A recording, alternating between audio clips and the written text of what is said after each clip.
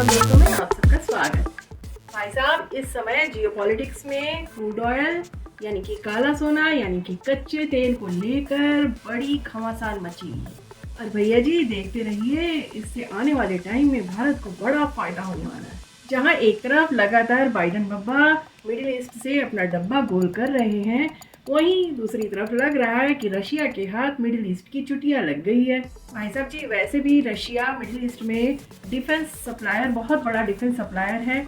इसीलिए कभी नाव गाड़ी पर और कभी गाड़ी नाव पर की तर्ज पर रशिया ने भी अब मिडिल ईस्ट में जो किया है वो देखने वाली बात है। अब रशिया ने मिडिल ईस्ट के कई देशों में ऑयल फील्ड में अपने प्रोजेक्ट शुरू कर दिए हैं। और यही नहीं, इसके अलावा कई ऑयल फील्ड पर रशिया अपना कब्जा कर चुका है।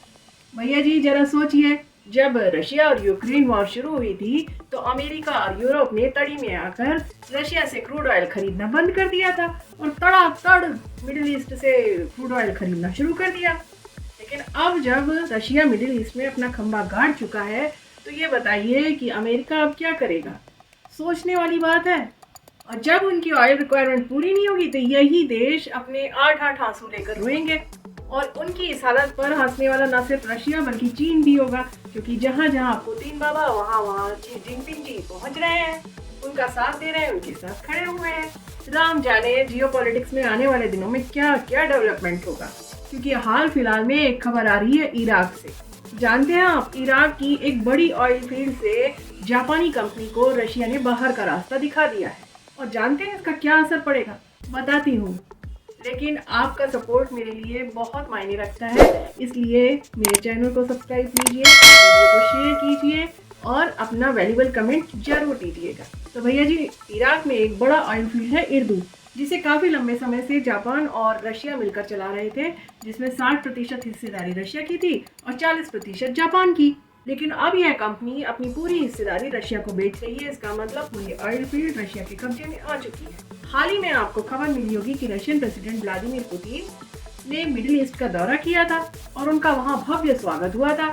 ये खबर देखकर उस अमेरिका के सीने पर तो सौंप लौट गया होगा, जिसने मिडिल ईस्ट की जब जब मदद की है तब तब उसका कोई ना कोई फायदा उठाया है। याद कीजिए, 1945 में अमेरिका ने सऊदी अरब से एक डील की थी और उस डील के अंदर ये तय किया गया था कि जो भी ऑयल सऊदी अरेबिया बेचेगा वो सारा कुछ यूएस डॉलर में ही बेचा जाएगा और उसका इन्वेस्टमेंट अमेरिका में किया जाएगा। लेकिन बात की जाए भारत की, तो रशिया और यूक्रेन के युद्ध के समय भारत को भी अमेरिका की तरफ से रशिया से क्रूड ऑयल लेने से मना किया गया था। लेकिन भारत ने ऐसा नहीं किया और भारत को इससे बहुत फायदा पहुंचा। भाई साहब, भारत का भी अपना रिफाइनरी इंफ्रास्ट्रक्चर का भोकाल है, जिससे हमने अपने क्रूड ऑयल को रिफाइन करके अलग अलग देशों में बेचा और हमारे देश की कई कंपनियों को इससे बड़ा फायदा पहुंचा।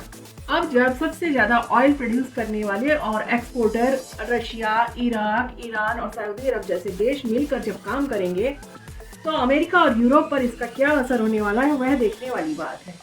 ये सब मिलकर क्रूड ऑयल के प्राइस को अपनी तरह से कंट्रोल कर सकते हैं और इनके प्रोडक्शन और प्राइस कैप को भी ये आसानी से मैनेज कर सकते हैं भैया जी। और इसमें ज़्यादातर ओपेक देश हैं जो भारी मात्रा में कच्चे तेल को प्रोड्यूस करते हैं और एक्सपोर्ट करते हैं। और रशिया ने न सिर्फ इराक बल्कि यूएई, कनाडा, चीन में भी इन्वेस्टमेंट कर रखा है।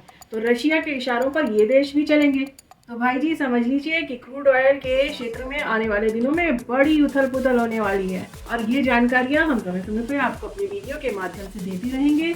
आप देखते रहिए हमारा वीडियो, शेयर करते रहिए, कमेंट कीजिए और चैनल को सब्सक्राइब कर लीजिए बेल आइकन बटन दबा के, ताकि ये जानकारियाँ आपको समय समय पर मिलती रहे।